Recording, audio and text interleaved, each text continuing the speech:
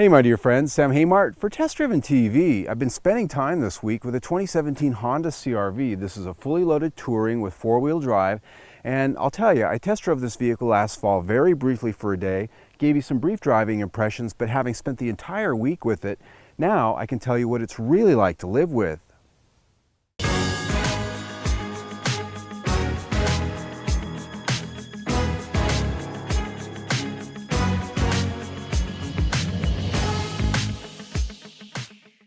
For 2017, the Honda CR-V is all new from the ground up. It's got a longer wheelbase, it's slightly longer, slightly wider, slightly taller, by about an inch to an inch and a half in every direction. And so what that's netted is a completely different look. And while it does look very much like a Honda CR-V, as you can tell, it does have styling that's all new. And I'm talking about a bold new face right here. In this case, on a touring model, we've got a bold chrome grille, nice little egg crate below that, and down in the lower fascia, a very premium look with some multiple color trims down there. Now, because we're here on the touring model, I've got LED headlights. These are standard on this trim grade, also fog lights down there. Now, these headlights, they've got quite a lot going on, as you can see there when they light up. You've got a nice daytime running light element that's very nice to look at, and it's just a nice handsome headlight. That's something Honda's been doing a very good job with lately. The wheels on this, again, top trim grade, we've got 18-inch alloys for the very first time on the CR-V, and this is the wheel that comes on this trim grade. Standard wheels on the Honda CR-V start out at 17 inches. As we come down the side of the CR-V, the extra length this vehicle has is noticeable, and it's really accentuated here on the touring with this piece of lower rocker trim that has the obligatory black plastic we expect on an SUV, but it also has this nice hockey stick shaped chrome strip down the side that I really think adds some elegance to it. Back here at the rear, we've got the avant-garde roofline that we've seen on CR-V in the past, but it's got a completely different look now. And I really do like these LED taillights that wrap up in sort of a boomerang shape there and really tie nicely into that rear spoiler. This is, of course, on this particular trim grade, a power opening liftgate, and it has the hands-free feature where you can use your foot under the bumper to open that without actually having to use your hands. Always a nice feature on these vehicles. Another thing down here is the rear fascia. It actually has dual exhaust tips, which I love it with Honda getting into that finally. For a while there, they were sort of playing that element of the vehicle down. To me, it just gives it a nice premium and a sporty look. The interior of the CR-V is something we're going to talk about a little bit longer than some because this is a crossover SUV and there's a lot to talk about here. So we're going to start right here in the fact that this is one of the nicest interiors in class, I think. Honda's always done interiors very well. They've executed them well with good design, good ergonomic design, high quality switchgear, and high quality materials. If anyone is the Audi of Japanese brands, it's Honda. That's really where I come down on this. So this new interior is elevated in quality from the last generation, which was a good place to start. And what I've got here is a fully loaded touring model. I've got heated leather seats here, and just like interiors, Honda's always done very well with their seats. Very comfortable seats. Their power here, both for the passenger and the driver. I've got memory settings here. The steering wheel is adjustable, but it's a manual adjustable tilt and telescope. The view out, pretty good. You can see some of the hood, but you're not looking down on it like some SUVs where you're sitting upright. Here you definitely feel like you're ensconced, you're sitting down inside of a car. Ahead of the driver here, you've got a very interesting instrument cluster. It's a little bit different than most in class. Now, I will point out on the LX, it has a standard 2-dial cluster. Here we've got a full TFT display, and the steering wheel has plenty of controls on it, not only for the audio system, but for the driver assistance systems and that menu there on the main dash. When it comes to storage, there's also quite a bit of it here. Down here in the center console, there's a cubby up front for a lot of little things, a power port's there, and here are the cup holders. Now, the way these are located are very nice because you can put tall cups here, and it's not in the way of the shifter because the shifter's up here on that sort of binnacle or kiosk or pod, whatever you want to call it. It's located up high, and it actually does work pretty well. Very innovative down here, first of all, is a tray.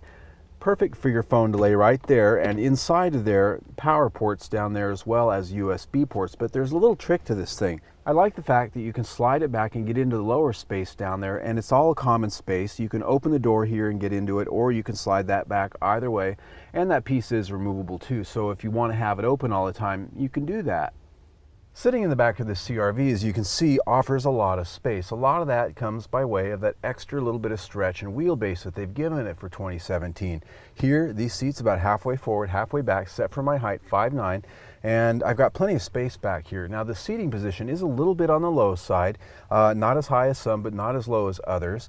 But there's a lot of amenities back here. I've got 2 USB ports back here for charging. I've got vents back here, very good when it's 102 degrees like today here in Arizona.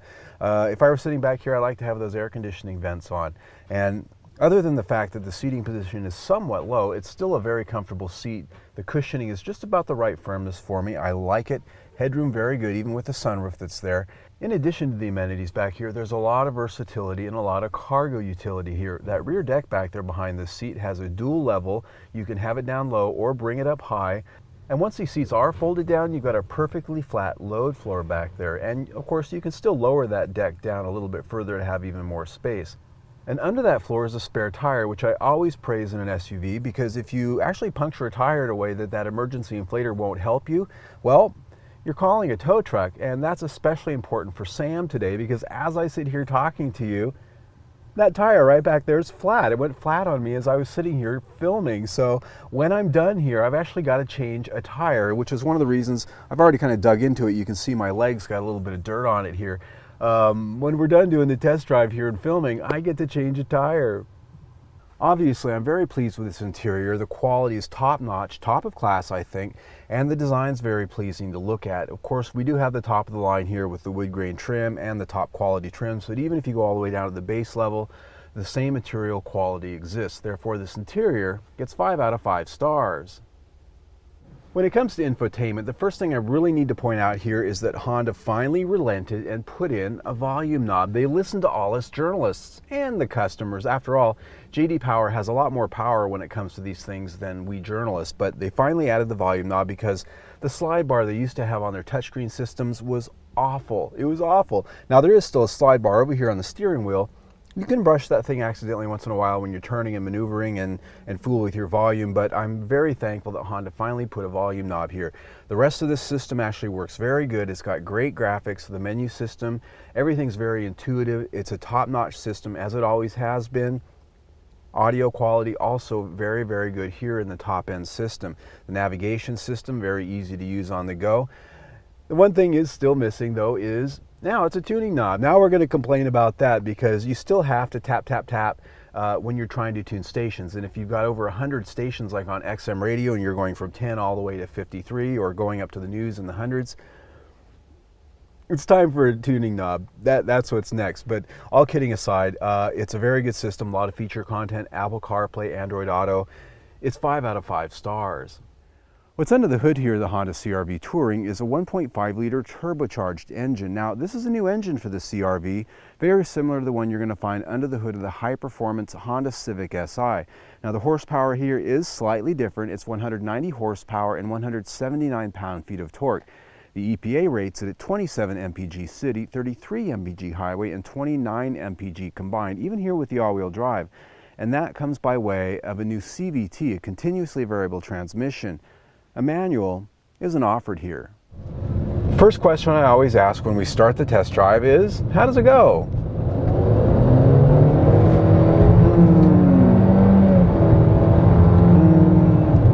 It's a CVT, and even in sport mode, which I had it in, it's a CVT, continuously variable transmission. That means it doesn't have real gears. It's got like this band, rubber band. It's actually a metal band, but it's a band. And it feels like it. And they've gone a long way to making it feel better, less like a rubber band effect kind of thing, but it still does, even in sport mode and in drive mode particularly. And that really says a lot, because Honda's gone to a lot of work to try to make it not so. They have a regular torque converter, which is unusual with a CVT, to try to make it feel a little bit more traditional. But what I found here, as you just saw there, is from a takeoff, you still get this really kind of slow and oozy kind of takeoff. And it just doesn't feel like a real transmission. That's the bottom line. Now, power from this 1.5-liter turbocharged engine It's class average. It is roughly the same amount of power that you get with the base 2.4 liter engine that you're going to find in the LX. So stepping up in the trim grade and getting this engine really isn't so much about getting extra horsepower, because within 3 or 4 horsepower, within 3 or 4 pound-feet of torque, it's identical. And there you also get a CVT. So you're not escaping the CVT. But what you really get with this engine is extra fuel economy. It's rated at 29 mpg combined out there.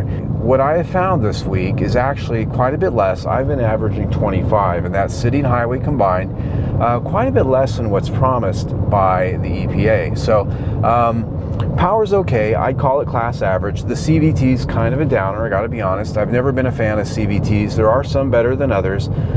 This one here, it's really hard for me to like it. So this powertrain, for me, with the efficiency, with the power, with the CVT, it still has some redeeming qualities, but for the most part, it's class average. 4 out of 5 stars. On the topic of handling, that's where I've really been impressed with the CR-V. Out of all the vehicles in this class, this has the most solid and premium feel when it comes to driving. It has a very solid feel, it has a very refined feel, and it should. It has all the hallmarks that you'd expect in this class when it comes to specification. You have a multi-link rear suspension that's on a rubber isolated subframe that gives you a lot of isolation from the rough stuff, from vibrations, from noise, and you've got a McPherson strut front suspension that's very well engineered as well. So this vehicle feels of a high quality going down the road. Road noise, very low. It just has a more substantial feel than some of the competitors. The Toyota RAV4, for instance, which is dead to the world when it comes to handling, this actually has a little bit of feel going on, and it feels like definitely more than its price. It definitely feels more in the premium price grade, at least here on the pavement.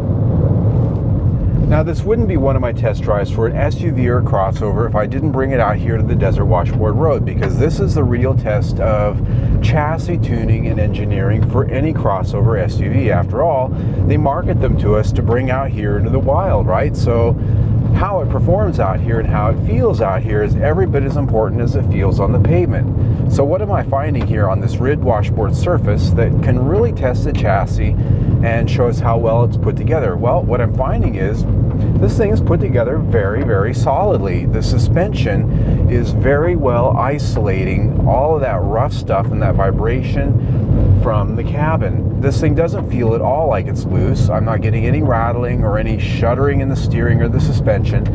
It just feels very well bolted together. So I'm very impressed not only with the overall structure of the vehicle, but how well put together this chassis is. Ooh, cattle guard. I love cattle guards. Anyway, chassis gets 5 out of 5 stars. The measure of quality has always been something very important to me on these test drive reviews, because I'm a stickler for the little things, and body panel fit and alignment's one of them. Here, I have to say, there are a few areas on this vehicle that I was surprised to find that it wasn't quite up to, well, what I'd expect from Honda. It really was American car standards and how some of the things line up here and there. But outside of that, this car is very well put together. It feels solid, it feels of quality, the interior material is very good. The one other thing is warranty coverage, while good, isn't exactly top of class. We've got $336 for bumper to bumper, $560 for powertrain, and 5 years for rust through. Some of the competitors offer far better than that. So quality score comes in at 4 out of 5 stars. Safety, just like quality, is very near and dear to my heart, and even though I don't use it as part of my scoring for my test drives, I like to show you what the IIHS says about these vehicles. Here, we have a top safety pick plus, and that's because it gets good in all their crash tests, has an excellent level of crash prevention systems available, and it also has an acceptable rating for the headlights, something that's now required this year for that top safety pick plus honor.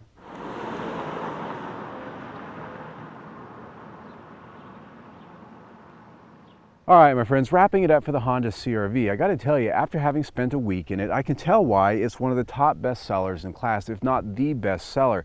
And that's simply because it's better than most of the competitors. I do think it's better than the Toyota RAV4 by a long shot. I do think it's better than the Ford Escape, and I do think it's better than many of the other competitors that you can compare it to. And that's in the way it feels, the quality, the value. And in value, we're looking at $35,000 here, fully loaded. You can spend more than that on some of the competitors, and you just don't quite get there. You know, there's a reason why this vehicle gets near MSRP when it sells. There's a reason why they don't have incentives on these. It's because it's good. So value here, I put it 5 stars. When you put that in with everything we've already talked about, we're at 4.5 stars for the review. I'm Sam Haymart for Test Driven TV. I hope you enjoyed the ride. I usually don't end a test drive like this, but sometimes life happens. This is how you know this is real. I'm just glad there was a spare tire because I wouldn't really want to have to deal with one of those emergency inflators. Anyway, if you like the test drive you just saw, subscribe to our YouTube channel. You can do that by clicking on the big round logo right there, or see the latest test drive by clicking on the big square. Either way, stay tuned.